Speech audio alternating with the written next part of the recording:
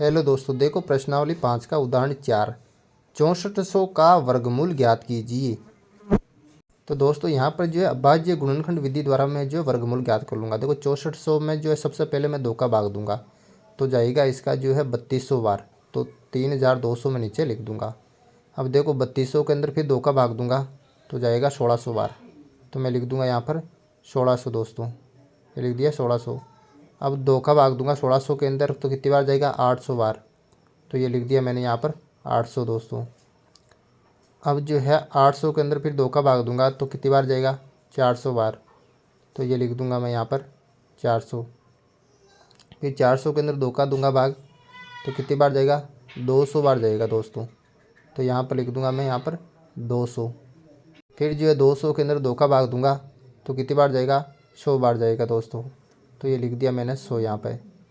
फिर 100 के अंदर 2 का भाग दूंगा तो जाएगा 50 बार दोस्तों, तो ये लिख दिया मैंने यहाँ पर 50। फिर जो है 2 का भाग दूंगा मैं 50 के अंदर तो यह कितनी बार जाएगा 25 बार, तो ये लिख दूंगा यहाँ पर मैं 25।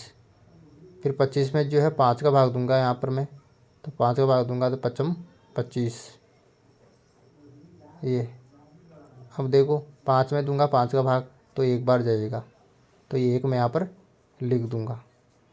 अब दोस्तों वर्गमूल में क्या करना होता है, आपको 2 के जोड़े बनाने होते हैं। देखो ऊपर एक जोड़ा बन गया ये, फिर दूसरा जोड़ा, फिर तीसरा जोड़ा, फिर चौथा जोड़ा, 2 के 4 जोड़े बन गए यहाँ पर और एक 5 का जोड़ा बन गया। अब इस जोड़े के अंदर ये 2 का जोड़ा है तो उसको एक बार गुणा करो, तो मैं लिख दूंगा यहाँ पर एक जोड़े का 2, यानी कि 2 गुणा 2 गुणा 2 गुणा 2, क्योंकि 2 के 4 जोड़े बने थे।